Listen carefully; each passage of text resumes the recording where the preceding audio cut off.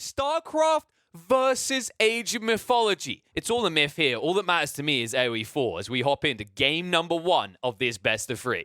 And this one should be exciting. Now, something I was highlighting before we got into the game is that both of these sides are fairly matched. Like, these are two top 200 players. They've got a lot of pedigree in their respective games. Of course, Coinnu has earned a lot more money as a StarCraft player, around $20,000, whereas Avely not really having the opportunities, playing only in Age of Mythology for years. I think he earned about $460, which, you know, it sounds pitiful, but that's how small the esports scene was. Make no mistake, folks, this guy's a talented player. And this is an exciting matchup. So we open up on Dry Arabia, as every single map series will start. But we're doing it with England versus Delhi. And this is new. This is more fresh, right? The last 2 weeks, this has kind of defined the meta. And I think this is actually quite a fair and balanced matchup. It seems like it's a little bit skewed to the Delhi nowadays after the buffs we've seen and how powerful and impressive they look. But I think there's one civ that can kind of handle them on this type of map. It's actually the English. I think it really comes down to how present and able Avely is in the first 10-15 minutes. Really what I need to see out of him is an ability to shut down the map quickly.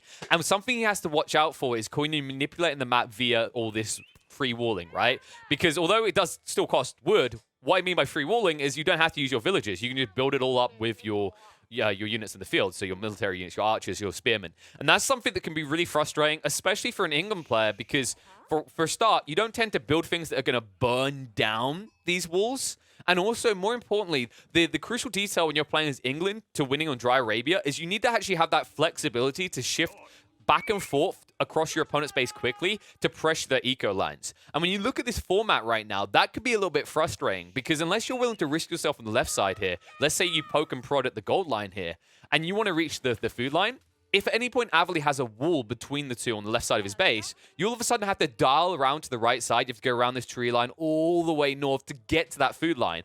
And same with the wood supplies, right? If you actually, as Coinnu, if he actually cuts this off a little bit and brings out these palisades on the north and the south towards the choke point in the center, which we've seen a lot of Delhi players do on Dry Arabia, all of a sudden, once again, when you try to pressure this wood line, and he just sees you coming, he's just going to shift to the other side. You're dancing back and forth. You're wonking your way around these tree lines. Another awkward issue is right here. This little gap can easily be filled in by the Delhi player. Like, this all adds up. This actually adds a phenomenal amount of time on the rotation of an English attack.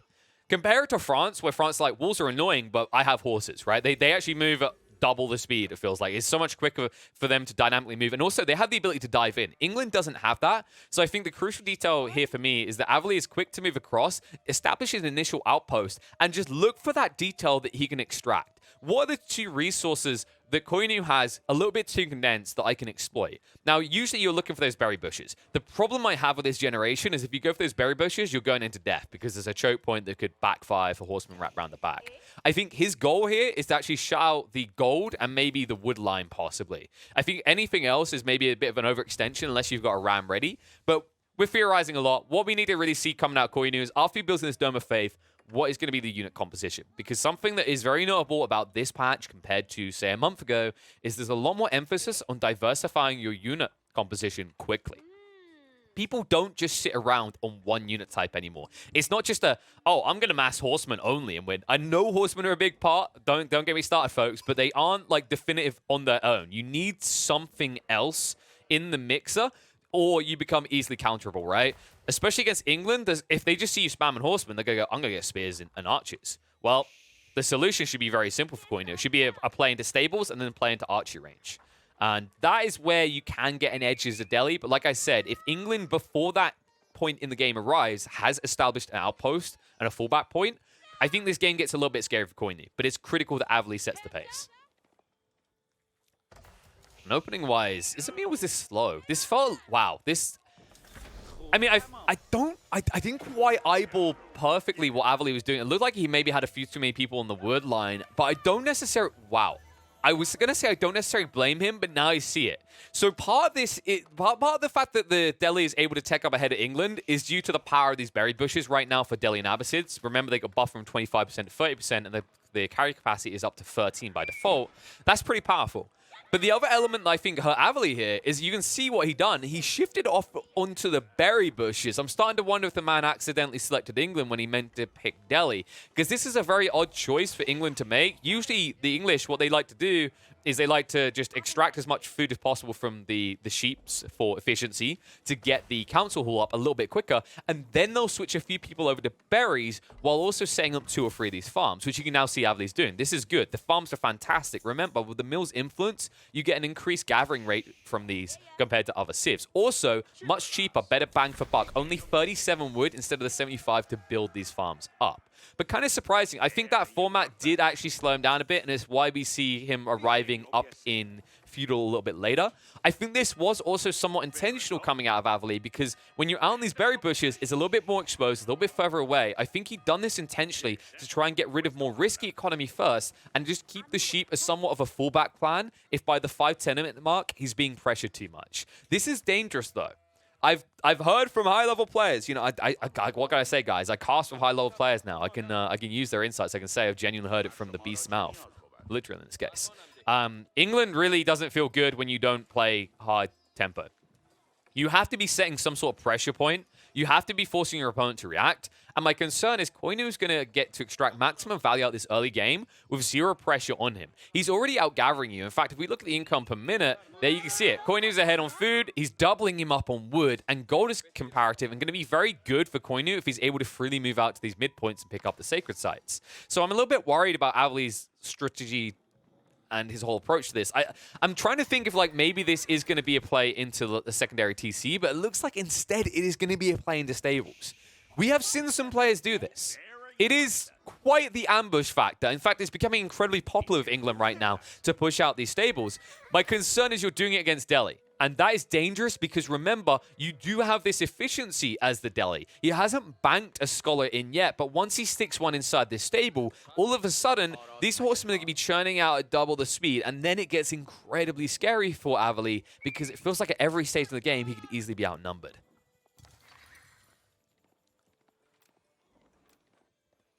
You can already see Coinnu, I mean, like the military strength, it's 3 to 15 right now. And I don't think one stable is going to be good enough for this. I'm wondering what the grand scheme plan is for Avely. It's not like you get any bonuses on your horsemen, right? So, like, there's no critical edge you get in quality when you play towards horsemen in this matchup. And it's concerning because I feel like you have to control the mid flow. I think actually, if anything, Avely is doing this play intentionally to just try to snipe out scholars where he can. The problem is Coinnu can easily flow one by one to these locations, build walls up with the archers, and then move on to secure the next location with the horseman count. And that's scary. I think that's really the biggest concern I have for Avely right now. He kind of revealed his hands. I think this did get spotted out slightly, and he sees it now when one of his scholars gets chased down. So although you do snipe out one of these scholars for 75 gold, my bigger issue now is Coinnu knows what you're doing. You revealed your strategy. You haven't exactly sniped out anything high value. It is important to deny these sacred sites, but now Avely needs a new step in the plan. Otherwise, I feel like he's going to get outscaled. An outpost going down. Sacred site is being capped. Coinnu has plenty of wood to build around this. It should just be a secured site. Now, one cool thing about having these horsemen is it will give you an ability to burn through the palisades. So there will be a reactionary element to Coinnu's strategy where he has to be present. My issue is this. Simply this. This outpost feels like it's going to actually invalidate the presence of these horsemen in a big way. Now, horsemen compared to previous patches did get buffed up. Remember the backup at 2 ranged armor in the Feudal Age. But I feel like you're going to need a lot of them to burn for these outposts. And I feel like there's also going to be archers hidden inside these boxed-in areas with palisades that are going to make it very difficult for England to push in and easily take the win there. And you will see the second stable. Avely absolutely needs this. It's his best chance of kind of pushing back against this. I'm not writing Avely out. I'm just giving due respect to the strengths of Delhi. And I think that's kind of what Avely's done as well with this composition. He understood that if he went full longbow, he's just going to run into an army of horsemen. And with the military efficiency, he's going to be outnumbered. So this is kind of his fallback plan. It's interesting to watch this becoming more popular. And I think this is a direct reaction to the power of Delhi right now and what they do on the map. So horsemen riding out. Avely will just have to pull back. Doesn't have the count still. And I think Coinnu is still building en masse, right? No, he slowed it down a little bit. This is something you could take advantage of if you're Avely. The cool thing that Avely is doing actually is he's building up a composition force, but he's also scaling his economy at the same rate as Coinnu. The concern is this is about to quickly change. Once these sacred sites start to get capped, all of a sudden Avely is going to fall out this game in the blink of an eye. 2 of them have already been secured. A third one's going to come out soon. And remember, this is with Sanctity, so it does mean that you're getting 200 gold trickle per minute. Not to mention the instant moment you capture these sacred sites, the Scholar you built pays for itself because you instantly get 66 gold back on a 75 gold unit. Avely does see his opponent. This is a decent fight to take, but he seems hesitant. I'm surprised by this. I don't think he had enough info to be comfortable, right? Like, we have God's Sight, but from his perspective, he knows there's a lot of horsemen in the field, and he doesn't see them right now. However, if he knew they were to the south, he might have just pounced on that and taken a victory. Instead, you just might see Coinnu dive in. Gold line could be a good target. Lombos are shown as well. Now remember, the English TC does fire double the arrows, but he doesn't care. Coinnu straight in on top of the Lombos. Should be a good start to the trade. Forces them back and pokes them down. We'll turn around the villagers next, who only have 50 health each. But because these horsemen hit so light, they won't be able to snipe any of them out. But they do get rid of the longbowmen, and they do move away. And I don't think, what was that? Maybe 1 horseman was lost? Yeah. Okay, you're good with that trade. 2nd horseman goes down, but still, to kill that many longbowmen, it's totally worth it. While that's happening, Coinnu ends up taking a decent fight. He baits Avely in the end. And Avely, if he just jumped it straight away, he would have came out ahead in this upper side fight, but instead now being pressured on 2 fronts. And this is concerning. Look at the stable placement. It's out of range of the TC. You can actually burn this down. The only thing that is stopping Coinnu right now is he doesn't have enough horsemen here to deter the Lombos. So he will have to back away, and it means he might get sniped down and killed off as he's being chased. And this situation right now is kind of surprising. I mean, despite the good gold, look at the numbers for Avely. He's been very efficient with the army he's pushing. He's almost at tech up. And Coinnu, he's going to be into it though. Already underway. Now, you would expect Coinnu to be ahead. I didn't necessarily expect Avely to keep pace like this. I thought he'd fall off a little bit harder. My chief concern, however, is you're about to be up against House of Learning, and that's when the clock starts as England. Because even if you get your tech up now, you're getting more villagers. That's more eco boom. Meanwhile, your opponent has already been eco-booming due to the nature of sacred sites. It's what makes them so powerful against England at this timing. It's why English players tend to look to pressure and draw out feudal. Something that does usually work to the advantage of Delhi, but something that you can exploit fully as England as well. But in this matchup now, it feels like the moment that tech up is going to tick, all of a sudden Avely needs to find immediate shift into value. Otherwise, in 5 minutes' time, he's going to be up against Home Blades, and then he will be butchered en masse.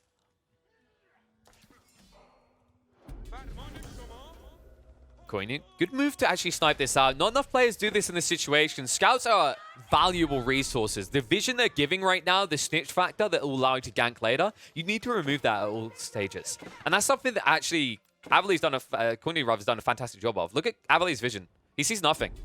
He's been stripped of all vision. He's playing very blind in this game of Age of Empires 4, and that's dangerous. That's another advantage of Delhi, by the way. Because you play towards these sacred sites so early, because there's so much intrinsic value in them, you usually set up these outposts, you set up these palisades. These are all scouting points. These are all ways of maintaining vision on open maps and ensuring that these flank attacks aren't easily achievable without going extra wide, which wastes even more time. So after that, looks like outposts can be constructed on the sacred site that was decapped. Avely will not be able to deal with the outposts. You can see it's a little bit too frustrating now that it's got the upgrade, so he'll have to back away. And things have surprisingly slowed down, but look at this play coming out of Avely. He actually builds into the monastery, so has an intent to try and pick up these relics. Also will allow him to maybe try and cap the sacred sites himself, but I think primarily and chiefly it's about the relics. You have to understand that currently Delhi has a ridiculous gold influx. They're getting 400 passive gold because they control 2 sacred sites. The last thing you want is for them to naturally, which they will do, by the way, because they have these scholars out in the field anyway, pick up these relics and bank them as well. The way you have to look at this, I think a lot of people kind of get obsessed with this idea of like, oh, but a relic is 100 gold per minute. If I can only get 1 or 2, is it worth it? Think about it this way. It's if both of you have religious structures, it's not just 100 gold to you, it's minus 100 gold from your opponent's potential eco. So it's a 200 gold differential. It's actually a very big deal. I think a lot of people sleep on this and think it's only valuable to do up against, say, HRE that get the Regnitz Cathedral. But when you have an opponent that you know can collect these relics, if you can strip them away and surprise them with that factor, it will not only even up the gold exchange passively that they're getting from sacred sites, but it also denies them from escalating their gold lead further. And this army is building quick. Coinnu now up to 35. Avely only sitting at 16. The problem is he's running out of time. He's running out of safe space as well. You can actually see it by the way he's constructing. This is one of the big risks of Dry Arabia. When you get to this stage in the game, if you have no mid-map tempo control, all of a sudden you become very exposed. And my concern is that he hasn't actually tried to ever palisade this in, so he is going to be exposed. The question is just how long does Coinnu want to wait? Does he feel like he's in a rush? Probably not. You have to feel very confident about the state of this game.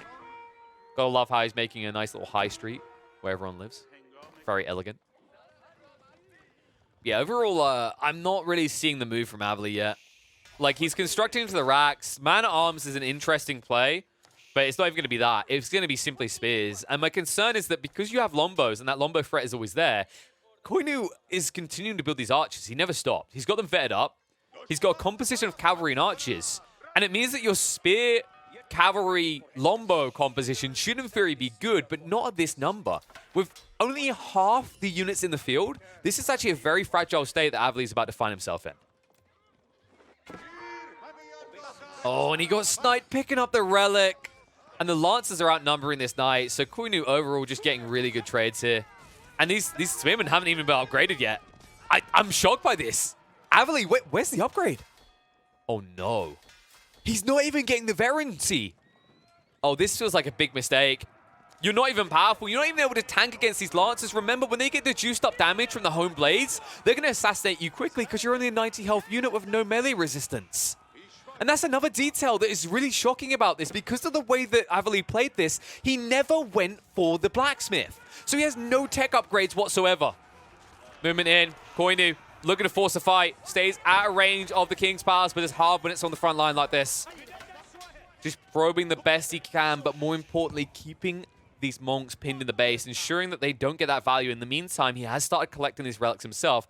And, well, they're only at 1 tile movement speed, but here it's coming. In 2 minutes' time, swiftness is going to be in play, and that's when this gets ridiculous. 1.5 movement speed on Scholars, even when they pick up these relics, means they're going to bank everything. In fact, I think they are going to bank everything already. You can see it shifting out. When you look on the map, there's barely any relics, if any, left on the floor. It means that Coinnu is very quickly going to end up with all 5 relics, as well as 2 sacred sites constantly, putting him up at 900 passive gold per minute. That is a Regnitz Cathedral worth of passive gold. This is insane.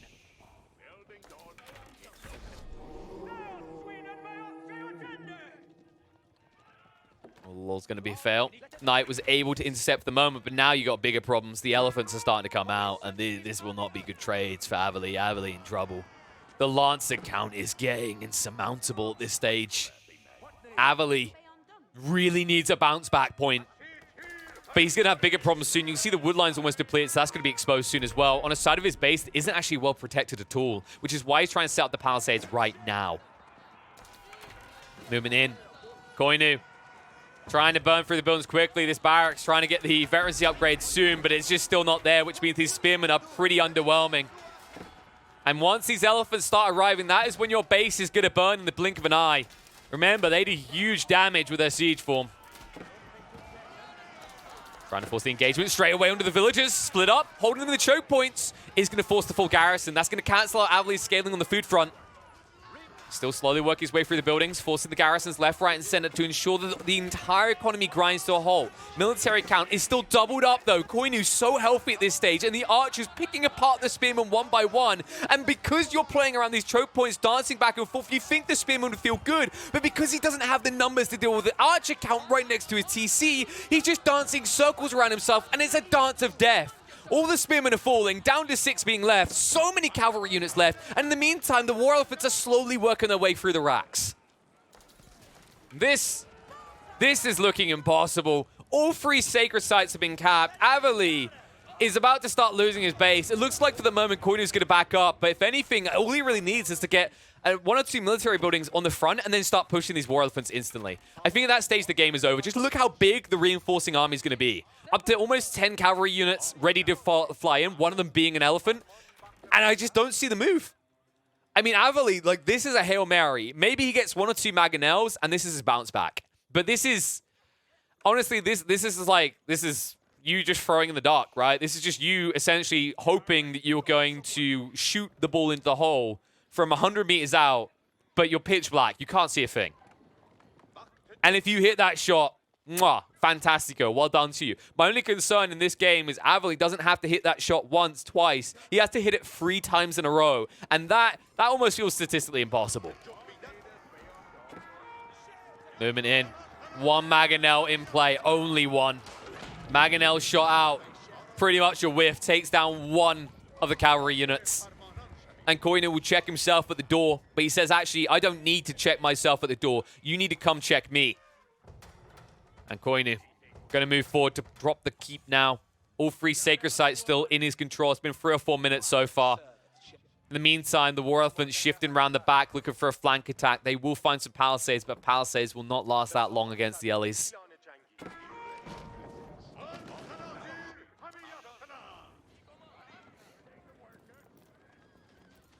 My God, the surplus gold. This is just ridiculous with Delhi right now. I mean, he's floating 3,000 gold.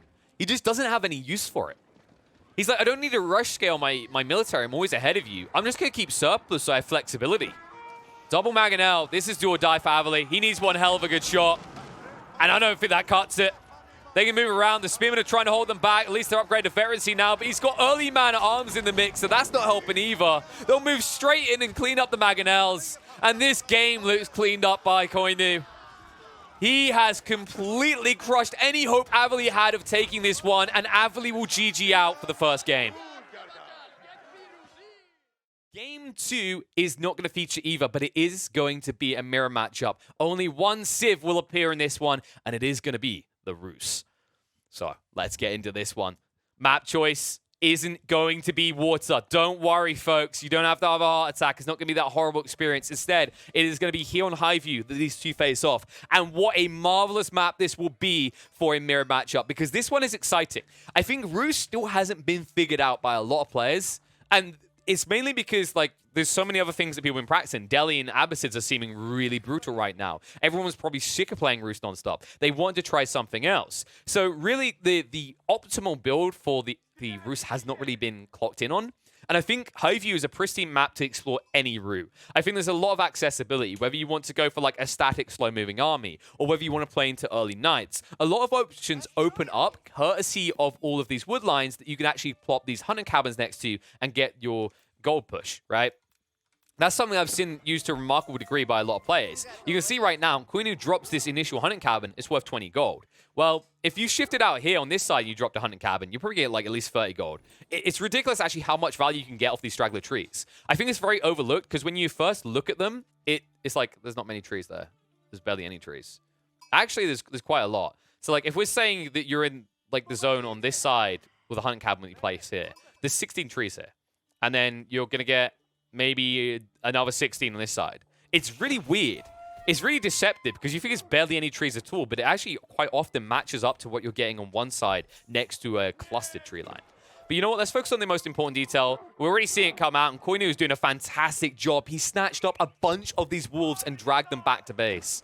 So he's already firing them down and almost ready to tap up into that tier 2 bounty system. Meanwhile, on the other side, Avely is at half the bounty number. So he's definitely struggling a little bit. And we have seen this shift up where players tend to prioritize going after the wolves a lot more than going after the deer, because obviously you can drag them to safety where you can snipe them down at your TC, and also they're worth 25 gold compared to the 10.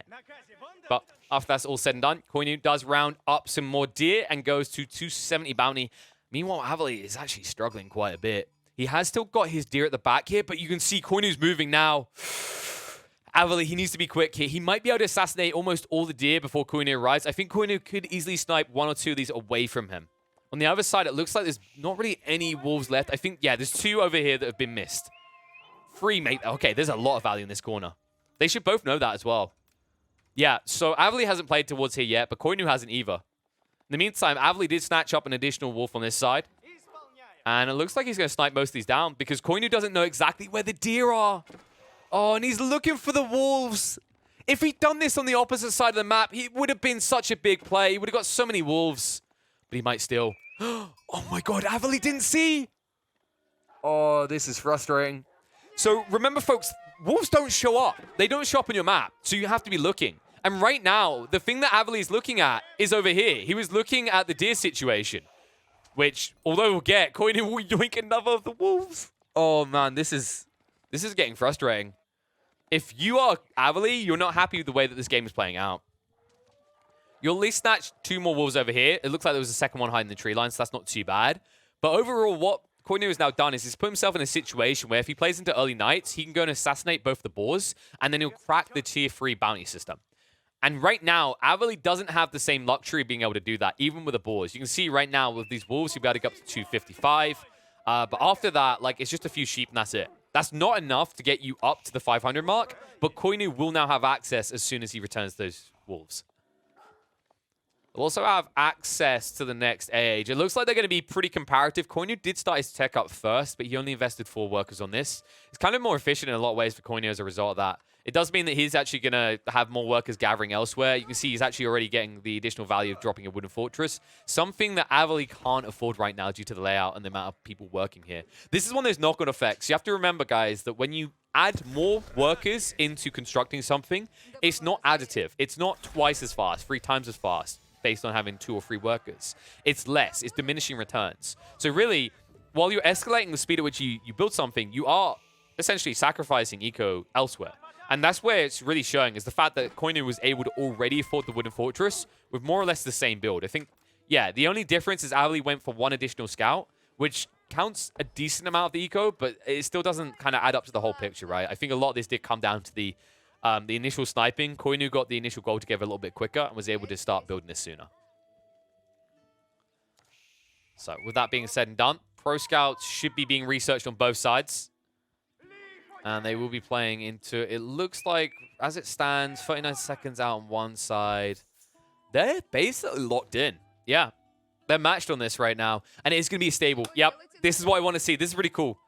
Avely isn't going to do the same yet because he still needs to prep his wooden fortress. You need to min-max these wood lines because it's kind of it's a finite resource, right? And you have to remember that when you have this wooden fortress, it increases drop-off by 20%. It fabricates an additional 20%. So essentially, this whole wood line is 20% bulked up. It's totally worth having in these type of formats. But the cooler detail is what's happening right now in Coinnu's base. This stable play will allow him to play into knights, and he'll be able to assassinate the boars. He could also chase down these scouts with either horsemen or knights. I want to see if that's going to be the play he's looking in towards. Avely is already prepping to yoink away a bunch of these corpses. Remember, it will take him a while to get across, though, because after the changes, these scouts are measly and slow now. 1.06 tiles as soon as they pick up a carcass. As it should be, considering how heavy the deer look. I mean, if this has 350 units of food in it, you know, it's got to be close to horse weight, right? Which then poses the question, why don't we eat the horse? All right, that got a little bit weird and dark. Actually, here's a fair kind of mathematical situation for you guys. A scout costs you 70 food. A deer has 350 food. Therefore, a deer is a lot more bulky than a horse, in theory. So why are they able to even move these deer? Should be like sleigh dogging, right? You need like 5 of these scouts just dragging along a deer carcass. Which is what Coinnu is doing, as he yoinks a few back and is bringing out the knights. They go for the spearmen as well. Now remember, spearmen are decent against pro scouts because, of course, they do move quicker than the scouts do when they're carrying those carcasses. I like this as well. We talked about the idea of composition play being really important. Avely, however, he's not actually doing anything militarily. He's just trying to be ultra greedy right now. He's going for the Castle Age rush. He's playing old-style Roost. This is going to be interesting to watch, actually. This just got really exciting. Because this is basically, like, this is a month ago Roost versus new generation Roost. This is old gen versus new. And I'm excited to see which one comes out ahead. I think, personally, like, my opinion is that the new gen Roost is better. But I think maybe the timing was a little bit off. I feel like maybe you should have had the first units pushing out a little bit sooner. Just get a few spearmen prepped quicker so that you're able to intercept. It feels like Avely did get a lot of deer underneath his TC safely and didn't get punished for it at all. I think now you kind of have to find additional ways to punish him if you're Coinnu, and you're going to have to quick. Abbey of Trinity is being built. And I don't know if Coinnu really finessed this well. Like, it's just kind of frustrating. With the Wooden Fortress there, there's no easy way for him to shift in. Coinnu, however, like, you look at his resource count right now, he's nowhere near ready to tech up himself. He really has invested hard into this. He didn't play for hunting cabins either. I think this is the way he bounces back. If he wants to now try and utilize this to the fullest and play this strategy correctly, he needs to start dropping hunting cabins for the passive gold trickle. He also really should be assassinating these boars. You've got one over here. You've got a second one in the center. You have eyeballs on them, and you have knights in the field. Getting rid of these boars is actually quite easy. All you have to do is you attack them once with a scout, and then attack them with 2 knights. And what will happen is the boar will aggro onto the scout, and you run the scout around the knights while the knights attack it. You don't even lose a scout to kill a boar. And at the same time, you get 75 gold, and you are going to unlock your next bounty. It's a really good trade. And it looks like Coinnu is just going to do it with the knights. Straight in. So some damage will be done here, but like I said, it's just instantly 75 gold into your economy. It's pretty damn good. And you know that Avely can't snipe these at all because he chose to go castle. So this is a really good play from Coinnu. I think a lot of players would have got flustered and frustrated and maybe just tried to rush castle and totally forgotten about this variable. One annoying factor for me right now is the fact that Coinnu somehow ran over to the northern boar but ignored the southern one he was nearer to. I hope he's going to fix that. Because that would be in a very unfortunate way to lose out. Looks like right now he's going to be react to the east side, though. Because Avely has snuck in to pick up the carcasses. And right now, Coinnu is baiting him. Avely, he shouldn't be nibbling on this. This is going to backfire. You can see the knights are wrapping now. And now it's too late. Like, you either ditch the carcasses or you're going to lose 4 of these scouts. The only good thing for Avely in this situation is that boar has still not been assassinated. Also now, with the warrior monks coming out, he can start to collect up these relics and get that passive gold trickle. Avely's like, if I go off the east side of the map, I come on the west, right? It's like Bomberman, right? This is like Pac-Man. That's how it works. No, my friend, it's not quite. But it looks like Coinnu is not going to chase him. Wow. Wow. Like, how did that work?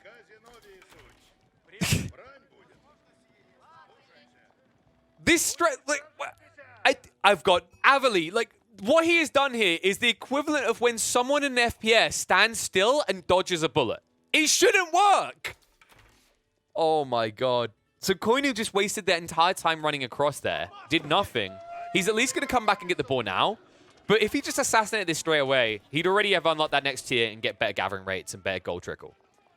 And could have already started prepping new hunting cabins. This just feels very kind of finicky from Coinnu. Luckily for him, he is teching up. He is, of course, behind Avely. Avely is going to have that gold trickle. But now one thing that Coinnu has that Avely could never get is the bounty.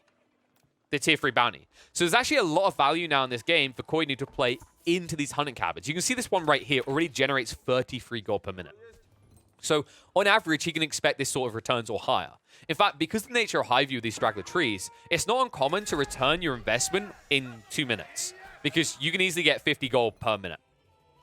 I really want to see him play into this. I think it's actually a big edge that you can have over Avely in this format. We'll see if he wants to go for it, though. Looks like in the meantime, Avely is going to prep to bank in every single monastery on the map and is also prepping stables and archery ranges. So is this going to be the crossbowman?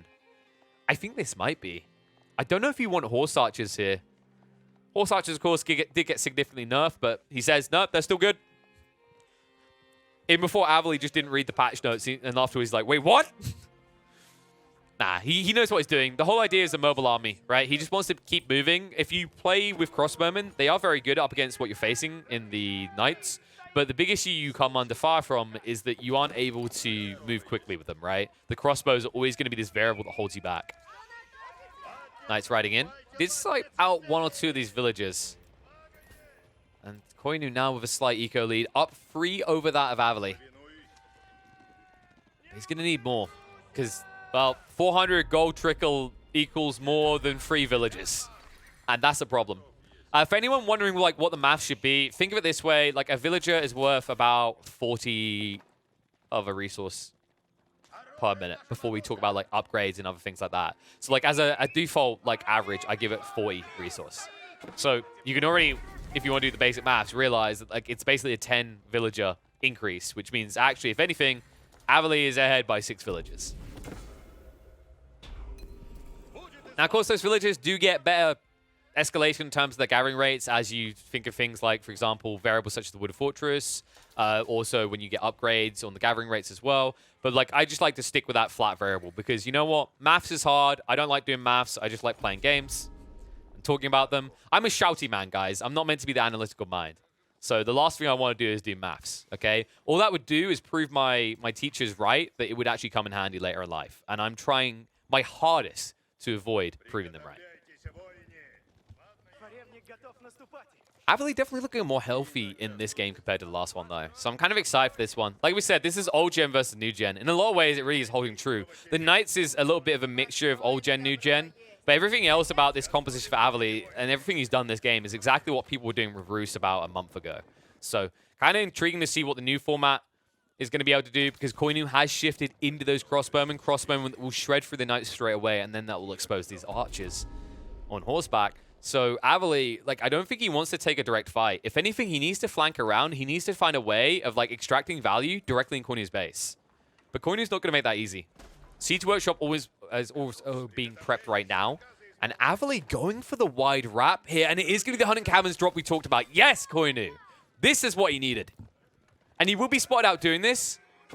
And instead of responding on this side, he's going to let him play with the Hunting Cabins while he rides in. You can see that Coinnu is prepping himself towards the enemy base. I don't know if this is the play, though. I feel like, if anything, you want to stop these Hunting Cabins going down.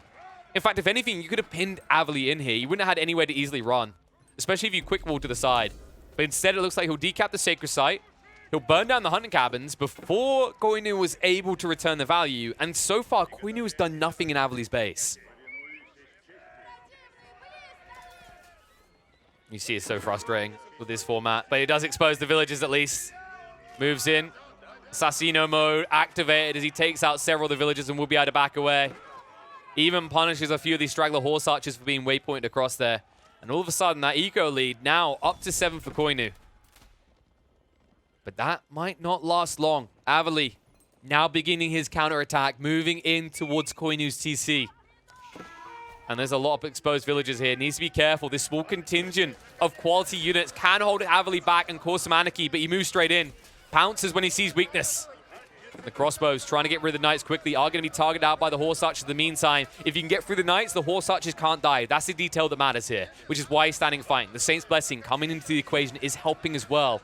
And Coinnu, with this slow slog out of units, is pushing back Avely as his count is starting to decrease, and he's running out of melee units to hold in the front. And that means Coinnu can move in with his own melee units.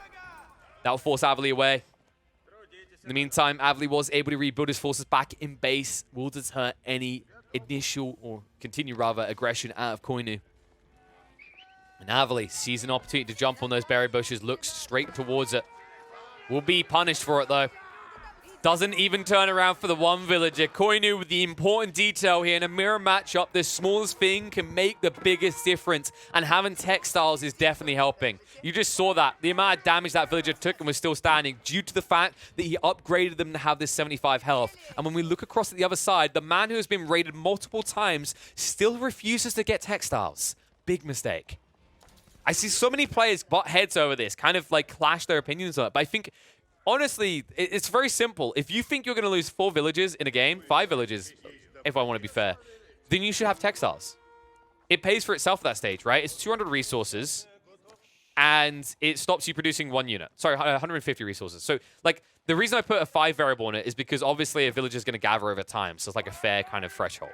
But overall, it's an incredibly valuable tech, and I feel like by the time you have, say, 40, 45 villages, if you're playing 1 TC, you should have textiles. If you have multi-TCs, less important, although more easily accessible. Mainly the reason it's less important is because they become a little bit more cannon foddery because you can afford so many of them.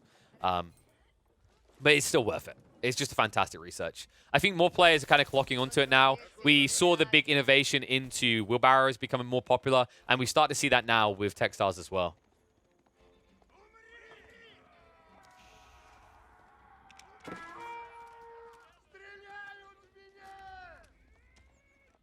Looks like there's going to be a move. Avely shifting out the big fat army. Finally moving out into the field. Decapping the Sacred Site because he did see Coinnu respond in the north. Coinnu right now is looking a little bit weak on the count. He does suffer from this static force we were talking about. Something that Avely really went out of his way to avoid. We talked about it, right? He didn't go for the crossbowman. Crossbowman would have been fantastic for his composition. And that's exactly why Coinnu done it. But instead he says, no, I actually just want to be able to move and dictate the flow. Mobility is such an important detail in Age of Empires, and that's what it's ensuring. Speaking of that mobility, Coinnu rides in again. Not able to snipe any villagers out this time, though. And now with Mangonels coming into the field, this gets a little bit more dicey. Now, Coinnu did have a siege workshop of his own and has been prepping his own. And he's slightly ahead.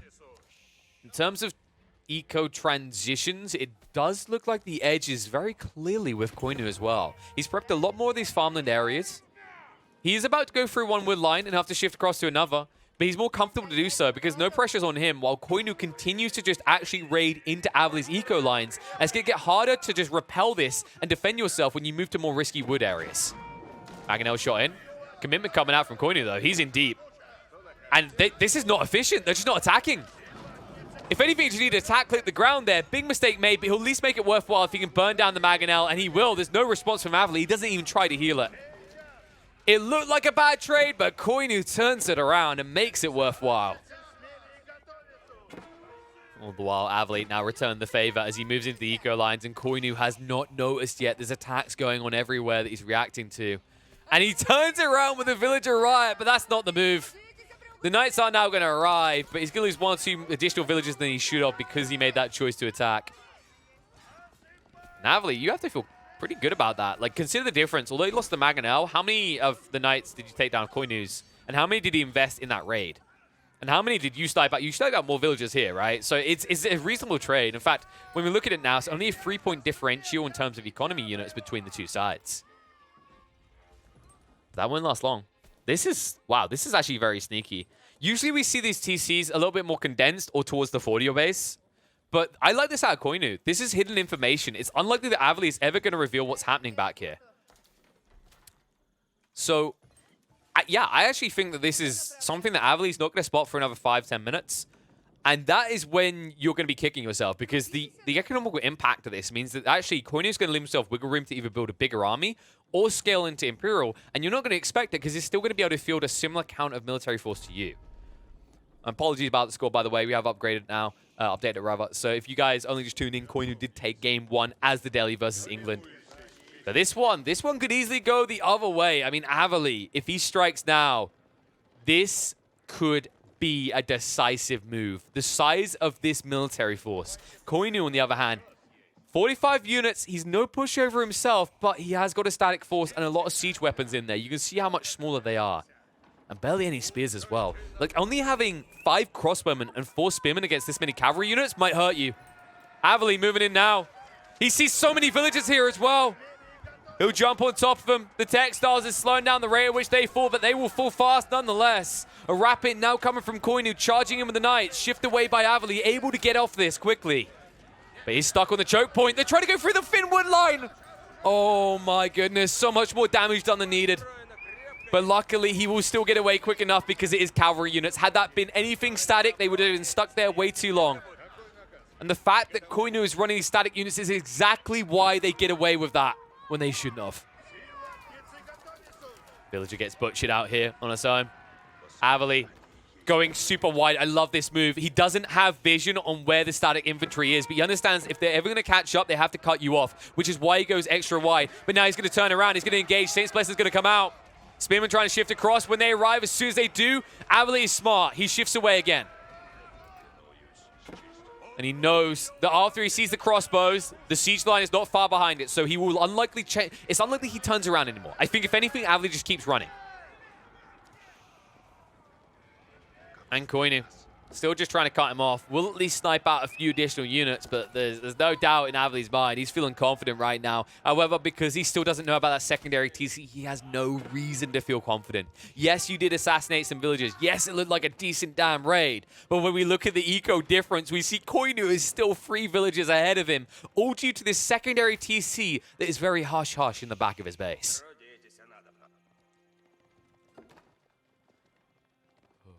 And I thought all the whispering happened when your units were in the stealth forest, but this really is the whisper of the wind, the whisper of the game here. And I think Avely, like, he still isn't going to spot this for another few minutes. These raids are always directed towards the fort of his base because, like, Coinnu has nothing back there that you want to go after. Maybe he eventually has farmlands. When he's expanded his eco, you go looking. But at this stage, it's unlikely. A nice move by Coinnu. I like the fact that he's actually causing choke points now. He's playing a static force. This could have happened earlier, but you know, like, you want to scale your eco. You want to get your TC value first before you start doing this. Now that he's starting to force these choke points, his composition is actually going to be better than Avely's. But he needs to be fast to do this, and it looks like Avely is going to shift his army in once more before it even goes up. And also, Avely is about to spot this back TC. And that is when things are going to escalate. That's when Avely is likely to just start going a bit more aggressive, because he understands his opponent has gone greedy and is eco scaling past him. Shift on two fronts. Coinnu will respond on the back by garrisoning. On the front, he tries to shift the villagers away. They will be butchered down, though. Avely able to shift into that tree line, but it's becoming more frustrating with the wooden fortresses now being constructed by Coinnu. These wooden fortresses are going up everywhere. The vision edge they're giving as well against his cavalry. This is the issue that Avely has. He's playing quite blind in these areas a lot of the time. He's still shifting away. Northwest. He almost gets cut off, but it looks like the knights are not going to be quick enough. They will assassinate the villager and shift away. However, Avely, whoa. Calm down, big lad. He's getting clashed with. Big mistake there. That was auto attack. That wasn't meant to happen. So he gets scuffed a little bit more. We'll lose one or two more additional units on the outro. And Coinnu could keep pursuing this all the way towards Avely's base, and he could look to actually punish him in return. And Avely wouldn't be comfortable with this. I say that, but he would. Look what he's done. I think this was a minute or two ago. I just didn't notice it in the back of his base. He actually went for the trip TC. So Avely, all of a sudden, in the blink of an eye, is going to be scaling vastly past that of Coinnu. Coinnu, in the meantime, still being raided on the back TC. And Coinnu, as a result of this, will retreat. He will not pressure into Avely's base. This would have been an exposed weak point. But it's just gone. And when Mangonels don't come into play, this gets dangerous. And Avely, he could very quickly take a decisive victory here. Mago shots coming out. Pushes back the knights entirely. Shift back by the cavalry division from Avely. Spearmen being picked off now by the Mangonels. Need to be careful. The spring was the only way Coinnu can now win these fights is if his siege weapons take good trades. That's easier said than done. Especially with the raiders still moving around the east side of your base. They never got addressed. And this is the weakness. Because these walls never went up from Coinnu, he still faces these raids day and night from the east and the west. And it is what is proving that Avely is the best. Finally, Trump's wet dream goes up. A realistic version, because he'd never be able to wall the whole thing, but he really needs to. He needs to actually be walling on the south side as well. It's leaving him so exposed. And we're about to see it again in a sec. Even if he doesn't snipe out the villagers, just stopping everything from working at the back is pretty much worth it for Avely. Especially if he makes it a two-pronged attack. Of course, this time will be delayed because he does need to get through these walls. He has... Oh, wow. Now he's putting down walls of his own. I like this, though, because he's got free TCs. He's going to have to move out to risky areas very quickly. He's just trying to protect his future investment. Very smart play out of Avely. There we go. Forces the garrison again.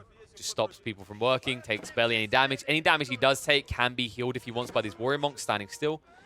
Meantime, fight going on in the center. Mago shots. Not going to be good enough. Gets a few of the cavalry units, but Avely quick to shift away. And this is the edge he always has when engaging in these siege armies. He's able to shift away quickly. Coinnu not able to do so. It's emphatic. It's in crucial detail that Coinnu never loses one of these battles. Because if he ever has to retreat and he loses this composition of crossbowmen, the game is all but over. The game's starting to feel like it might be over soon. Avely, look what he's hoarded towards. He's able to afford it. He's going to be building the high armory. And this is where the game gets very scary for Coinnu, because Coinnu in no position to apply pressure. Still being pressured and baited left to right himself.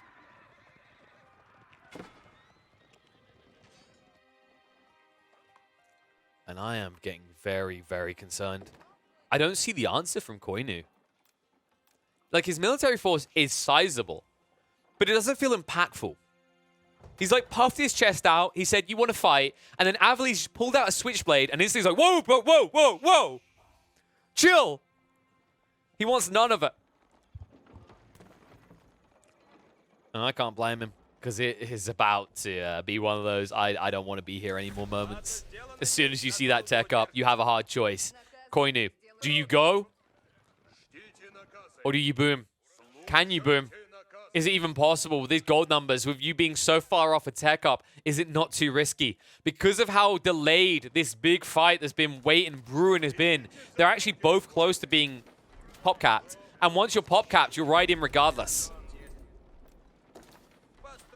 And it looks like Coinnu's going to try and go. splinters his forces into 2 groups. Upgrades currently underway. He understands if he waits any longer, he's going to lose. In a mirror matchup, this Imperial tech on the anti-siege alone can make the difference. Here comes the fight before the Knights have been upgraded. Coinnu's best opportunity, but he's being delayed by the Wooden Fortress. His cavalry's going to be peeled off. He has to pull away. Not a good trade to open this up for Coinnu, and time is of the essence. Tech ups are continuing. 40 seconds out on the Mount of Precision, and that is when these horse archers become insurmountable. The Knights almost upgraded themselves as well. Spriel's in the meantime sniping out Coinnu's siege army. Not efficiently, mind you. They're all targeting the same Spriel, but there's going to be engagement, and there it is. Elite Knight status has been reached. Avely's going to charge in, and Coinnu is not going to be able to hold here. The Mangonels are going to clean up the crossbow contingent. The Elite Knights will dish too much damage to the Blue Knights, and with the Mangonels being sniped on the back, Coinnu is going to lose the army, and he will lose the second game. There is no way he'll be able to hold against this anymore. Avely has managed to peel it back, and we will need a 3rd game here. It is going to be 1-1 apiece, and it's going to be decided on Lipany with Abbasids versus France. Now, this is not your old run-of-the-mill Abbasids. Oh, no. This is a new-gen Abbasids. Similar to what we were talking about with the old versus new-gen of Rus. It's kind of similar here, right? France hasn't really evolved its strategy too much. We occasionally do see the racks. I don't expect it in this matchup, though. Outside that, France has remained old-style. Abbasids, on the other hand, they're a new generation, all right? They've cracked the oil. They found the oil a few centuries early. They've started to boom up. They're rich right now. They're making a damn good living off of selling berries around the world because these berry buffs have definitely bore fruit for both the Abbasids and the Delhi. And the Abbasids are kind of surprising right now for a lot of people, especially the potential of camels, especially when you consider their opponent in this game is going to be France, a civ that plays into cavalry that will be impacted by the power of Camelanese. Now, Camelanese, for those unaware, is an aura that decreases the damage that other cavalry units do, enemy cavalry units do, by 20%. So, pretty powerful. And that's also another reason why I don't expect Coinnu to play into the new gen France, right? Where you build into racks and then you open up spears and man-at-arms. Because I think the counters are just going to be clearly and blatantly there when you're up against Abbasids. I expect this to be a pretty standardized opening for France. So what this is going to come down to is whether Coinnu can actually apply enough pressure with his Knight raids in the early game to shut Avely out. Avely, on the other hand, has a few different options available to him. I think with this sort of generation, I wouldn't be surprised if we get a secondary TC just to try and condense his defenses. He could even try and be more aggressively expansive with it and move it between these 2 berry lines. That has to be very tempting for him because it also naturally envelops this open area, right? Because this is the biggest exposure into your base. So you could easily wall on the east side. And then after that, you could just look to get a second TC between these 2 berry bushes to essentially guard your forward. Intrigued to see if we'll do it, though. Not many players have been taking the risks with more aggressive TCs, especially when they play Abbasids. Most of the time, they're looking to just condense on top of each other. Just kind of paranoid about the raiding potential. Because obviously, one thing we do have to keep in mind when you go for these additional TCs is they're not 7,000 HP like these big bad boys. They're 2,400 HP. They can die in the blink of an eye. It's pretty brutal. For reference, a ram does about 200 damage, so you can see how quickly, if you have 2,400 HP, every 5 seconds a ram's hitting you for 200, you can disappear in the blink of an eye. And it's another detail as to why people keep TCs condensed, because they can protect each other. It's a lot harder for people to assault into. Just gives you garrison points to play around as well, and forces choke points, which are quite nice. So, tech up complete. Eco wing already underway, and it is going to be just an instant school of cavalry. No racks like we were talking about. There's just really no reason to play into it. Abbasids aren't locked in like certain civs. They're not going to say, we're definitely building cavalry, or we're definitely building spearmen. So to build a racks early on just to try and control pressure with spearmen would be silly because your opponent could instantly pull archers and you're in trouble.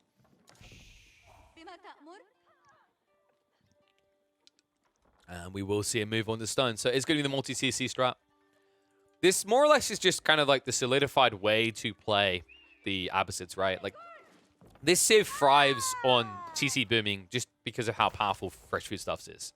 So this tech here reduces the cost of villages by 50%. It means that once you have a secondary TC up, past the initial investment of resources to build the TC, you're not spending anything to upkeep both, right? Compared to where you were before. Because you're paying 50 food to begin with. Once Fresh Food Stuff's researched, when you have 2 TCs, you're paying for 50 food again. So essentially, like, the second TC is free, if you think of it that way. You're not actually sacrificing anything out of your economy, but you're actually increasing your economy quicker. You see, in the meantime, Coinnu is going to try and slow us down with the scout being annoying. But of course, once you start to take some damage on each of these villagers, you just shift them back and you replace them with a healthy villager. But with a second scout coming, this could get a little bit frustrating for Avely. Coinnu is about to complete his tech up around the same timing as the opposite player here, so you'll feel very confident about that. Even trying to actually bait the wolves into play. But it looks like they're not going to take the bait. And it looks like tech up is going to be successful. Now, villager-wise, you do see one get dragged back. This is what I was talking about. It's very trivial, but it's very simple. You just keep shifting them into TC range, and there's not much that Coinnu can do. And there's going to be a Rax coming out. So Avely understands he's going to be under fire early. He's prepping himself for that. I wouldn't be surprised if Coinnu instantly looks to drop an archery range. I do believe he got a glimpse of that on the exit because his scouts, of course, have phenomenal range. So he was able to see the archery range. The barracks, rather. So he can prep an archery range. In the meantime, he's going to be going pro scouts. Understandable in this matchup as well because Avely isn't going to build scouts, right? Like, he's not playing pro scouts. I don't actually remember the last time I ever saw an Abasu player even try to play pro scouts. It's just not really in the arsenal. It doesn't fit what you want to do. He's, however, going to get the wheelbarrow tech, which hasn't been started yet by Coinnu. We've seen a lot of players going for wheelbarrow tech very early these days. Like, it used to be something you'd be thinking about halfway through feudal or at the start of castle. Now we see a lot of players actually instantly just like clicking it as soon as they hit feudal. We've even seen some players trying to get it pre-feudal. I think most notably in the last qualifier, sorry, not qualifier, it was the winner stays on. We saw Doubt as England get the wheelbarrow before he even teched up into feudal, which was a wacky thing to do as England didn't necessarily work out as intended. But experimentation is key. And oof, nice little snipe on the villager. Ultimately, will not hurt too much. Avely losing 1-2 villies at this stage is fine because remember, like as you can see on the stone gathering, he's prepping for that secondary TC. And it does feel like Coinnu needs to escalate this, but because he's chosen to go for pro scouts, he's doing the opposite. In fact, look what he's doing now. Wow. Okay, this is impressive. So Coinnu has identified the issue of dealing with Abbasids here. He doesn't want to get into this dicey mixer where Spearmen are going to tell what he's going to do. He feels like an archery range would be too late at this stage. So instead, he's going to be going to TC France. This does have risks associated with it in a lot of matchups, but I don't think the Abbasid is one of them. This is actually a phenomenal play because you have to remember, he also did get pro scouts. He's going to gather them slowly. He's not over-investing the scouts to do so. But the reason this is important is because he's getting this additional influx of food safely under his TC that he gathers quickly. He's going to be able to actually keep up with the increased demand of a secondary TC, and he's not likely to come under fire from the Abbasid player because Avely has already shown an intent to play static by dropping a Rax and dropping a secondary TC. This is actually really smart. This is how you win games. Too many players play this very static, very kind of fixed-in strategy where, like, whatever they choose it before the game. And they're like, this is what I will do, and how it ends, and then they follow up with this terrible statement, it is what it is. That's a terrible way of like playing strategy games. That's a terrible way of playing games in general. The best players will see what their opponent is doing and respond to it. And that's what Coinnu is doing here. This is all a catalyst, like it is caused by the choice by Avely to go for that secondary TC. And that's what I like to see, informed decisions. I don't want to just see someone go, oh, well, I'm going to do knights and archers. And they see their opponent do something exploitable like this, and they go, knights and archers? No, that would have been like a game-losing play. This, however, changes the format of the game entirely. It means that you're actually going to stay ahead of Avely, because remember, these French peasants get produced quicker, 17 seconds compared to the 20. So unless Avely goes up to 3 TCs, he's not going to get the eco advantage he was looking for. He has done well off of the berry bushes. We have to say that. But as I said, because he's been going for the deer, Coinnu has actually mitigated a big chunk of that advantage that Avely is building up by gathering off of berries.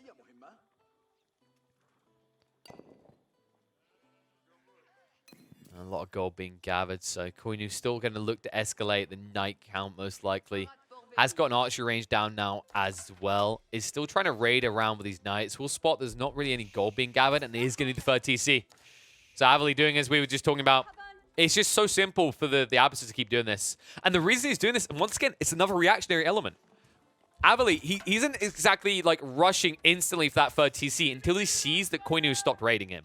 As soon as Coinnu stops raiding him, he says, 1 Rax is good enough. I'm going to go for a third TC because my opponent is not playing aggressive. And now Coinnu has to choose what he does next. Do I go for 3 TCs? Probably not, because not many civs will do that at this stage. Do I build a raiding force? Do I just Castle Age rush and get some siege down? Like, he has to make this choice. He has to make it soon. And with only Spearman now still being pushed out, if he wants to make this choice to get aggressive, he's going to need to build up that composition quick. He has got the archery range, and I believe, yeah, he is going for the steeled arrows. No rush into siege engineering, so he's not looking to end this game too quickly. But he has to start finding some punishment to dish out, right? I feel like Avely is allowed to chill in this game far too much with no repercussions for just having a small contingent of spearmen. And you do have to, like, feel that when you're front at this stage in the game, you should be able to be a tempo setter. You should be able to aggress and punish your opponent for not being present. But so far, that just hasn't been the case.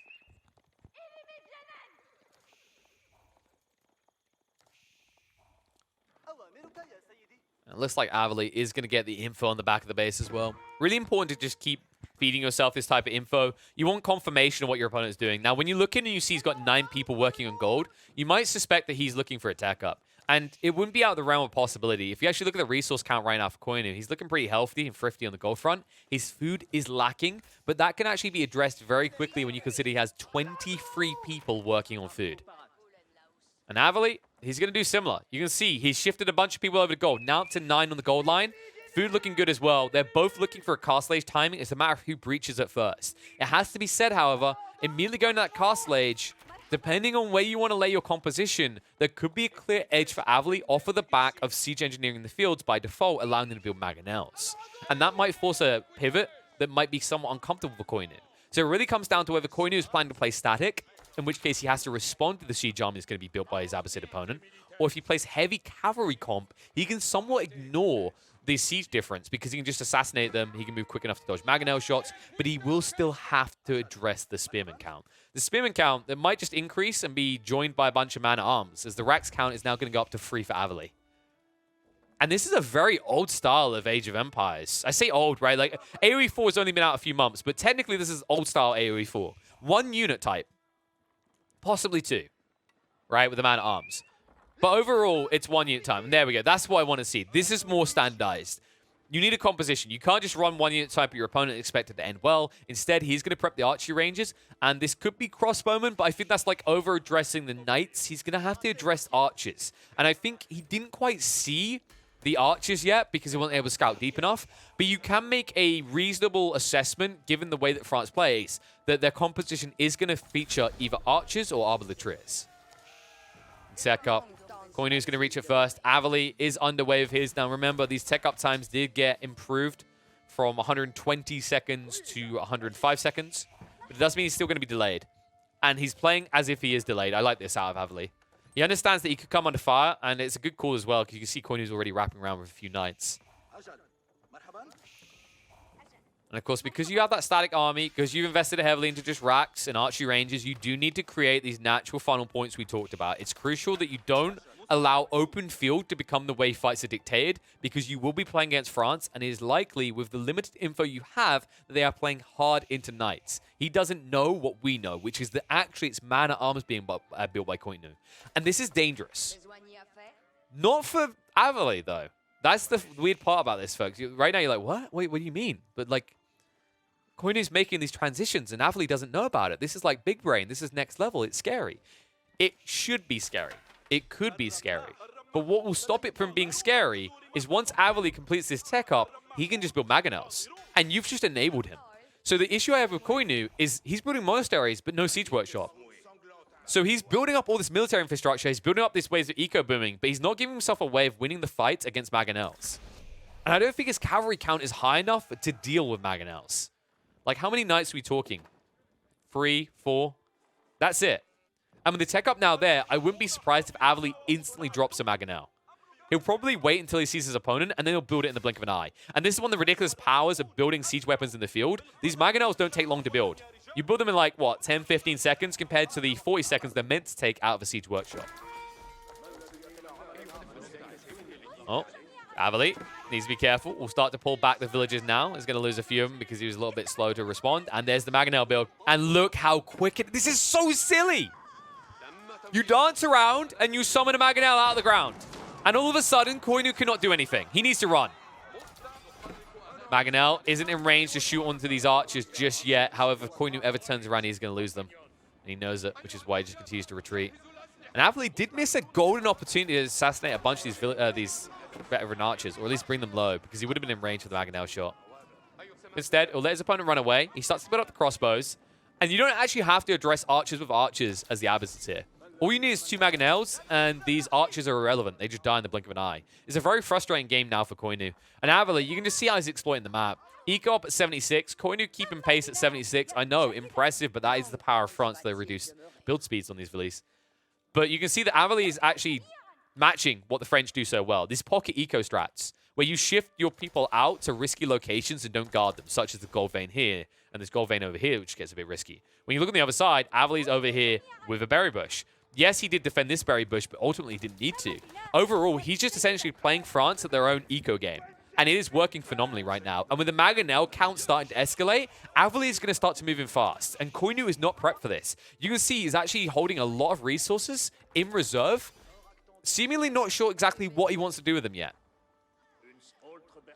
And it looks like it is going to be all over the place. Arbitrators, Man-at-Arms, Knights coming out, keep being dropped, like Siege Workshop there with the Springles as well. There's so many boxes that Coinnu is trying to tick.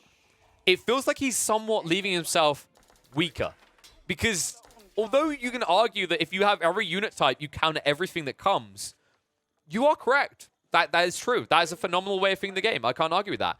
However, if you have like, I don't know, 2 of every unit, so you counter every unit type, and your opponent comes at you with 30 of that unit type, of 1 unit type, how many of your units are actually useful?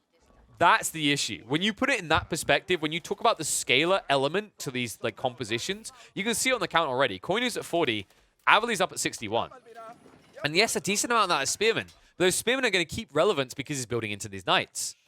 And because he's building the Arbitrators. The Archers are the only thing that really scares the Spearmen straight away. In fact, the brilliant thing about playing the Spears as Abbasids is you just want them to be tanky. Same with the Man-at-Arms. Like, they're not expected to win a fight. This isn't the Delhi with their Man-at-Arms home blades. This is a unit that is just meant to stand there, force a mosh pit, and then you hurl boulders at that mosh pit to win.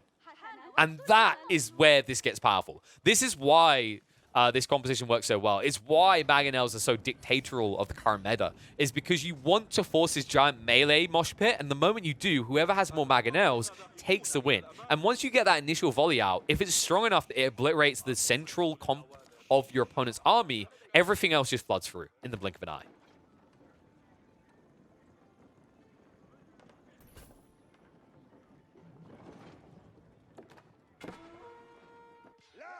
Nice raid in the back with Man-at-Arms. What? The fact they snuck all the way over here, the cheeky buggers. So Coinnu will force his opponent off the gold. Avely going to be frustrated by that. He does have gold reserves behind his walls, but they will not last long at this rate. So he needs to start expanding. And you can see that he does exactly that. Shifts across, looks to drop himself an outpost and a mining camp on the front. Will scare away this Vili who's trying to construct the outpost. And Coinnu still trailing on the military count right now. And is going to be even further behind because Avely just pulled back a bunch of crossbowmen to butcher these lads. I like how they just see each other. And he's just kind of flexing that he's there. Coinnu just ran towards him, which essentially sacrifices them all off. Avely hadn't even engaged him yet. That was more like a threat. It's like, don't make me use this crossbow. And Coinnu just kind of tried to call the bluff. Turns out it wasn't a bluff at all. Turns out they warped quite the hit there as they snipe out a few of those Man-at-Arms and keep the military lead still. Now keep being dropped. Both players playing this very slow. You can feel how tense it is, right? You know that this is a decider game between 2 skilled players to go through from the round of 96 to the round of 48. To keep your dream alive of being a contestant in the $100,000 LAN that only 3 more people will make it to. This is the difference. Weekend 1, you see people maybe play a little bit more aggressive, a little bit more risque. But in these best of 3s in the final game, you can just see it's a case of who blinks first might just lose. Whoever moves first might just lose. And it's why we're going to see this slow crawl with keeps one after the other. And it's concerning to me for a French player because I think in that sort of format, when you're talking about this static versus dynamic style of gameplay where you're both choosing to play statically, Avely has the edge. Abbasid want to play like this. Their whole composition plays like this. They don't have knights, right? They're slow. On these Mangonel shots. Coinnu starts to pull away just in time before the damage really would have added up. That could have been much worse. Now, Avely, despite the fact he does look strong in the center, one of the big issues that Avely does now have is he needs to take risks with his eco expansions. Like, most of the gold is depleted. In fact, Coinnu is still pretty healthy on gold front, right? He's still got 2 of these veins being tapped. I think Avely's almost extracted his. He hasn't even secured this one fully. So overall, like, for me, Avely has kind of pinned himself in the corner. Coinnu is playing a lot more wide. You can see it by his eco expansions, right? He's trying to drain the wood, the berries, everything. He understands all these resources are going to matter when this game turns into a slog. However, it won't be a slog for much longer. Avely is prepping to move out. His tech up is almost done. Halfway complete. I say almost done. Yes, I know that's far off, but when you consider how far off Coinnu is, look at the numbers. If he traded for the food, he would have already been on his way. But at this rate, Avely's going to crack up into Imperial first, and he might just push forward. Oh, sneak. What? Sneak in? Hello? Parlez-vous français? Parlez-vous Abbasid? Like, what are you doing here? You're wearing the wrong colors. This isn't your base. Few man-at-arms. Will annoy the crap out of Avely, but ultimately won't do too much damage. However, this will. Oh, this breach. This is the weakness. Avely, because he doesn't jump first, look how far away he is from reinforcing this. The palisade is going to burn in the blink of an eye. And they're going to ride in 18 knights ready to go deep. And your villagers here are going to get butchered. Food's going to move off. Gold's going to pull back as well. Coinnu needs to be fast with this. He could assassinate a bunch of villagers, but he hesitates and has to back away. And looks like the only thing he's achieved is slowing down his opponent from gathering food. Nothing else. And now Avely having the tech up, he doesn't care. He says, well done. You burn a wooden wall. You must be really proud of yourself. However, he will feel comfortable that it covers his tech up. As Coinnu does make his way up, remember, he can build up into that tech quicker. 20 villagers working on that. And now the College of Artillery. College of Artillery having a big edge these days. One thing you have to remember is these rogue cannons, they used to have an issue around the speed they had. But ever since the bombards got nerfed on their speed, you move just as quick. You actually match up fairly well. And the thing that then really matters is the fact that the rogue cannons do an additional 20% damage. This is a power spike for Coinnu. One that Avely maybe shouldn't have allowed him to arrive at. And now with the Trebs coming out, this really turns into a retracted siege. And I think long-term, this actually serves to benefit Coinnu. Because Avely is distracted in the center. We already mentioned that Coinnu has been expanding with his pocket ecos out on the sides, while Avely really hasn't to the same extent. And now, more importantly, you're going to arrive in Royal Cannon territory. If you're not pressed to instantly replace your units time and time again because you're both pop-capped, the quality is what wins out. And that's exactly what you get with these Leviathans right here. You can see the damage they deal. 240 by default, extra 480 against buildings. They're going to blow up anything they target in the blink of an eye. And siege workshops have now, of course, been constructed by Avely. We already saw him building a few of these trebs, but really needs bombards. Probably doesn't want to play into them. If anything, he might just try to play into springles. Of course, you can build them quickly in the field. That's one edge you have. But you're running out of pop cap. That's the fragile detail. That's what made springles less desirable. Not just the nerfs, the damage, but also that factor. And now they're Elite Royal Knights. They move in before the walls go down. Avely couldn't create the choke points, and now he's in trouble. This trickling of troopers isn't going to be good enough. A shift across the trebs, moving in towards the keep in the meantime. He's getting on top of it, and these crossbowmen will be butchered en masse. They haven't even been upgraded. He'll shift onto the trebs to get rid of them as well. The crossbowmen pinned up against the keep they thought would protect them, and I am Avely because he shifted to the north to burn down the keep. He was completely out of position with the main army, and he's punished for it. The keep isn't going to last long. The knights continue to run rampant, butchering the reinforcements. Coinnu is gaining so much ground off of this fight. And although you deny the keep in the north, you don't do anything else with it. You butcher a few villages, but because you have these slow static man-at-arms and spears, they are so delayed getting back to the main fight, and you are ultimately punished by the dynamic force of knights. And Coinnu, he says, oh, it's time, boys, split up and look for clues. Let's go. Scooby Gang, let's get it.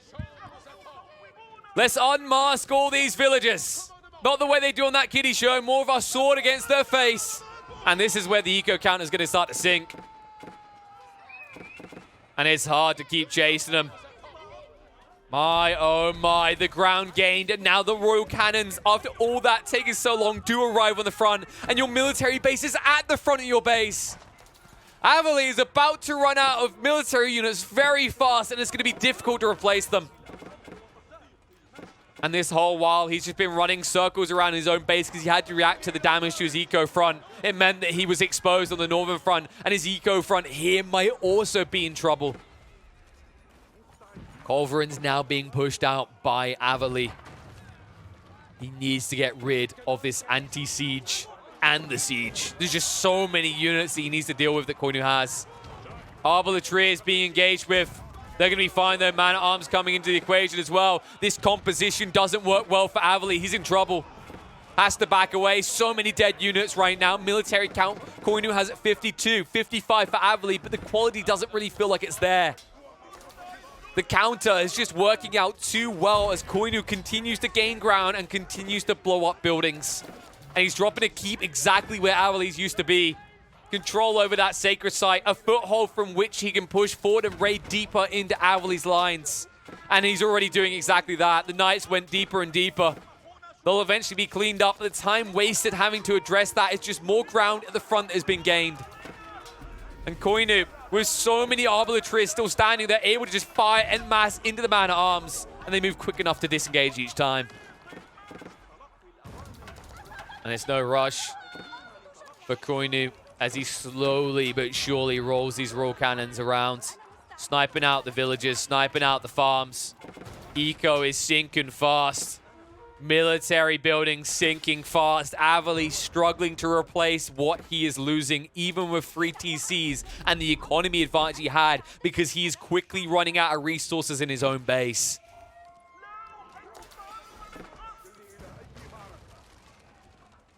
And he's going to force a fight.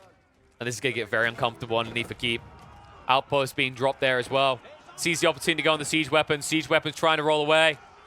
Coinnu needs to stand and hold here. He's going to force engagement across here. This is where the siege can actually get involved and actually start sniping out the units one by one, which is why Avely branches them into two groups, moves in with the Molotovs, lobbing them with the Royal Cannon. One is going to fall, second one to go down. That's the big hit he needed. He might recover this. He butchers the left side of the fight. He forces the crossbows back and envelops them from both sides.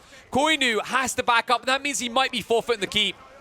He never got into the boiling oil. He was never able to defend himself here. And it looks like Avely is able to bite back when he most needed it. And it's important that Avely quickly cleans up these units and then turns around for that keep, because that keep is depleting his numbers fast. You're seeing the damage it's doing. This kiting for Coinnu is starting to even up the fight. Even if Avely takes the lead here in terms of initial damage, when they even up at the end of this, who's going to be able to rebuild their army quicker? And you know the answer. It's Coinnu. But Avely, he says, no, don't write me out, KP. You forgot one important detail. When the Abbasses are backed into a corner, when all their military buildings are burnt to cinders, they activate their anime power, their siege power, and they start rebuilding in the field. And all of a sudden, Coinnu will be forced to chase the stragglers from Avely's main army into his own eco lands, dragging static units away from the front. This is buying so much time for Avely. The problem he has is time isn't good enough. You need territory as well.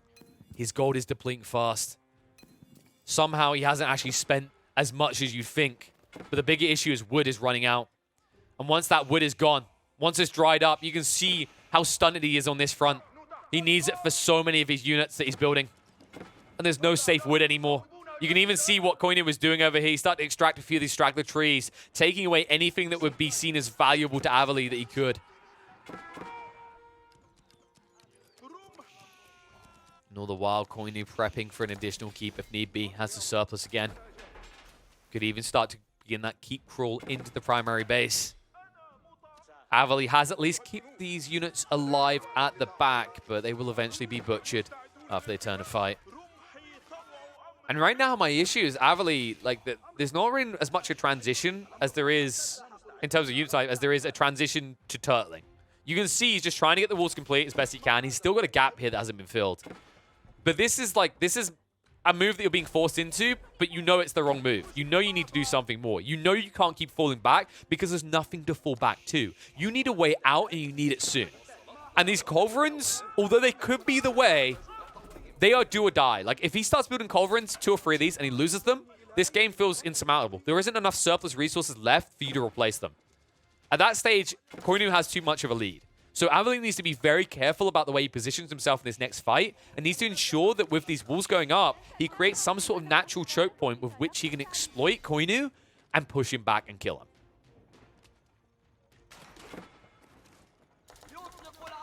Battering rams coming out. Even this feels like a weird investment at this stage. I mean, it's 300 wood, and you're running out of wood. You're pretty much drained. The only good news is you can actually build to the left here and sneak this wood line. I hope Avely does this. This is the safest resources you can find in this game right now. If he fails to actually connect with this and grab this resource, I think he just stunts his own ability to play the game 5 minutes from now. It's critical that he gets his hands on this wood. And he should be able to, because really there's no way that Coinnu should be able to intercept it. More stone walls going down in the meantime. Coinnu feeling very comfortable. Pushing more of those rural cannons out. Barracks is on the front. Understands that this is going to be won by who can push more bodies. The only reason he wasn't able to take an emphatic victory in that last fight is because he didn't really have the sizing of military buildings that Avely did. And now with Avely running out of space and taking a hit to the count, all of a sudden, Coinnu in the next fight, if he takes another win, he'll be able to escalate his army quick enough that he'll be able to outmass and push in on Avely. And more of these stone walls. Please, please leave me alone. Every turn right now, it feels like that's what Avely is playing.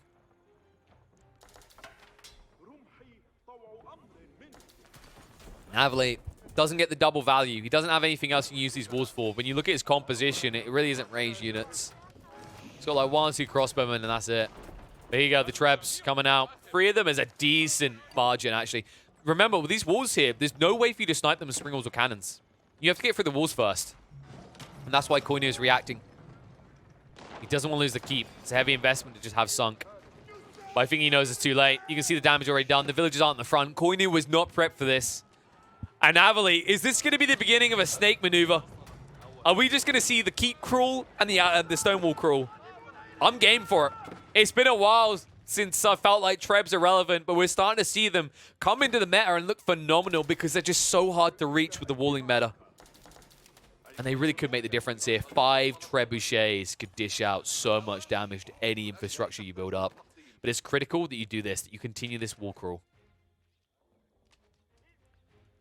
However, while you're taking your time, slowly, methodically looking for a way out, Coinnu is wasting no time at all. He's out, tapping that gold. And he's starting to get vastly ahead. You can see the surplus that he is holding at all times. Gold is the only limiting factor, but with this new influx of 8k, no, make that a further like 12, 13, whatever k here to be gained. You're going to be feeling good about this game. Avely, on the other hand, is going to need some sort of alternative, and it's just not there. It's just farmlands, and that's it. And there's only so much value you can get out of trading before you get next to nothing on the returns. Oh, nice raid out by Avely, though. In with the spears, instantly just burning down the outpost. That's going to force Coinnu's villagers away. And you can see what else is covering as well. He was trying to move out to build a wall up here. Problem is, with the keep there, it's impossible for one villager to build. Coinnu will shift away the villagers before most of them die. We'll fall back to the other gold vein for the moment. He can still eventually come back to this one. He understands that Avely isn't going to play out to it yet. Instead, Avely, the reason he's here is exactly this. He needs the wood lines. It looks like he's going to be saving this wood line for later. I actually don't think this was necessarily like strategically intended. Yeah, he just doesn't know. Look at it. He doesn't realize that there's big, juicy wood lines right here. He just walled it off preemptively, paranoid about what could happen. And as a result, didn't even take the easiest wood available to him. But in the meantime, Coinnu now pushing in because he saw the spearman to the north. Moves in. He's had enough of this. The Trebs have been burning down the keeps, and he is not happy. Rides in with the knight, straight on top, trying to get rid of the culverins. Will snipe them down, not able to repair them quick enough. Turns on the Trebs next. And this is looking bad. This is looking really bad for Avely. The spearman They're still riding north. They're not even here. For the second time in the game, Avely, the north is his kryptonite, and Coinnu is going to butcher him in his base. Man at Arms getting through that initial front line, giving access to the Sprinters to snipe down the Trebs. Fight is looking fairly even now as the reinforcements push out quickly for Avely, but Coinnu keeping a hold of his foothold here, and with the cannons in position, he can start to snipe out the keeps if he chooses. Needs to be careful. Mangonel shots now coming out. Will snipe them down. Man at Arms line is about to fold. Coinnu needs more troops on the front, but they're not there. And it looks like Avely might live to fight another day, but a lot more damage done to his military count than there should have been. In the meantime, the Spearmen have rode in, and Coinnu, he's now distracted on two fronts. Luckily for him, his eco is fat. 120 means he can afford to lose a few. The building is the bigger detail that matters, though. However, with only being Spearmen, there's only so much Avely can do here. And he knows it. He'll split up, he'll stab for as many villages as he can, and he'll just have to be happy with that. The good news, of course, for him is that he did not lose in his own base. That could have been such a brutal way to lose a game. Avely starting to gain some ground. Trebs trying to snipe out units. Doing a decent job, actually, against the Mangonels. You're seeing it. They already got rid of one. Not too bad of a unit these days. And we'll scare away Coinnu. Avely says, just like Asta, I'm not done yet. No Demon Sword in this situation. Just the power of a trebuchet.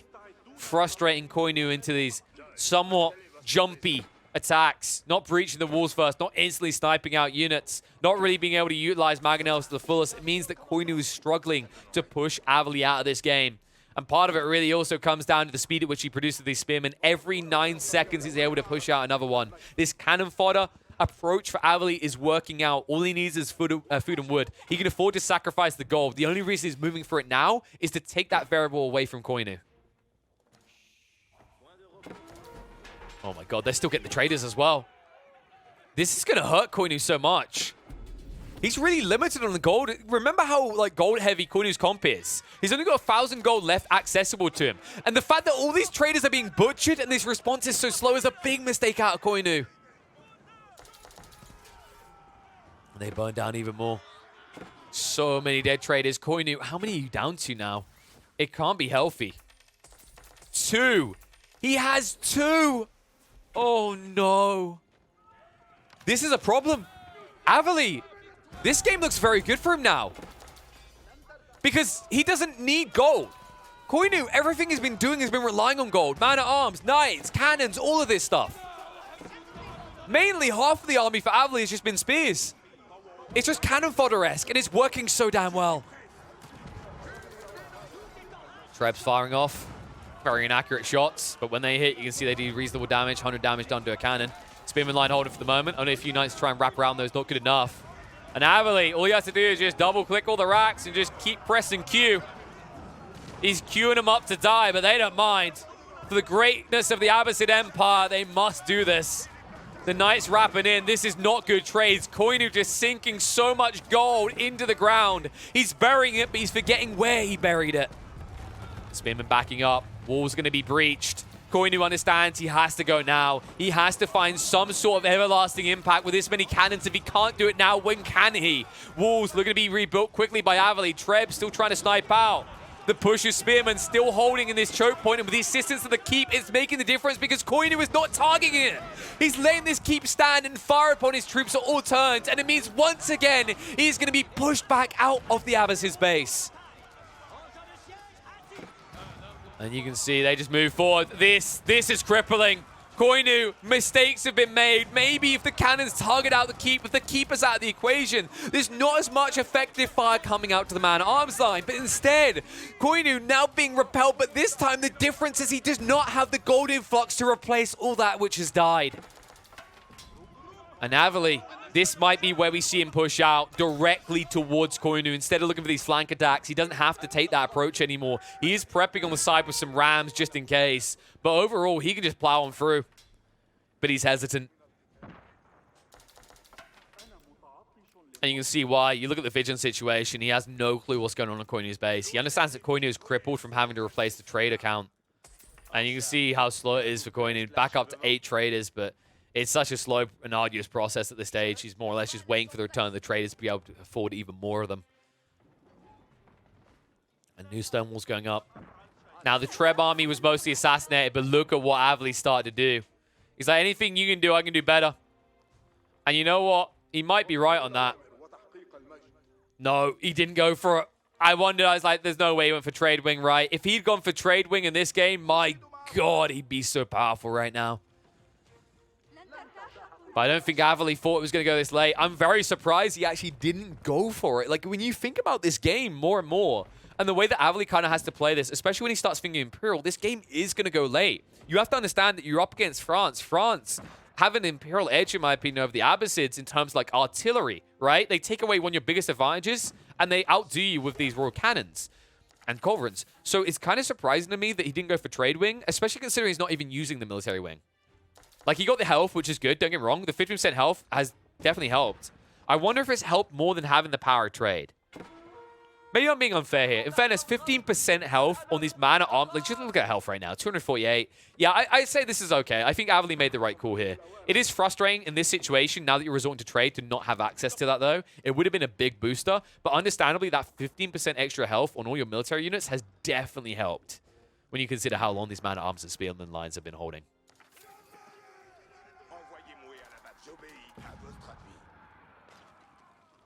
Ram still being built up in the meantime by Avely. He's raiding once again into the countryside of the French. Strip away that vision control. Those outposts that are pesky. Doesn't take him long. Spearman hit for 20 damage each with torches. And it will force a response. A big battalion of man-at-arms coming out from Coinnu. I love this switch up. Not as many knights anymore. Just keep a small group of them for raiding, for flanking. Mainly, you just need to have more man-at-arms in the fight than your opponent has infantry. And that should be good enough. And these spearmen, they move so fast. You can really see how much difference 0.13 difference makes. The man-at-arms, in theory, if they get close enough, you can see they go 1.44 when they charge. You have to keep renewing that. And he goes straight for the trader line again. What a play out of Avely. The value for these spears is going to be found once more.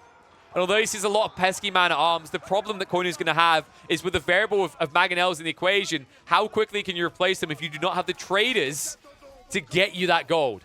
Luckily for him, it looks like Avely stood and fought instead of chasing the traders, so it looks like it is going to be a cleanup with only a few of his caravan units going down.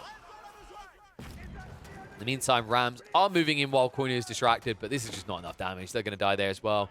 Man-at-arms are shifting in the center, trying to chase into the siege weapons, but once again, just not good enough. It feels like Avely is making these very kind of niche, weird pocket kind of strats.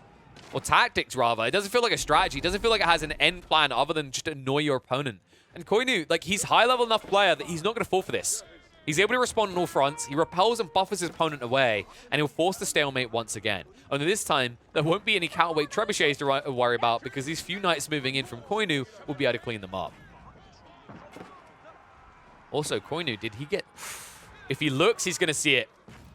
If he looks, he's going to see the traders, and that might force a shift to the north. These man-at-arms just might go. And they already are, butchering on the villagers who are trying to gather stone. That's going to cost Avely a little bit. Wait. What? Oh my... I was about to say, what might cost him more is the fact that this wasn't walled off, but Avely spotted it just as we did as well. Nobody thought to look here. Even Coinnu, who built a wall up here, didn't look. That would have been crippling. If he snuck in there with a bunch of man-at-arms onto this caravan line, this villager line on the wood, oh my God, that would have crippled Avely.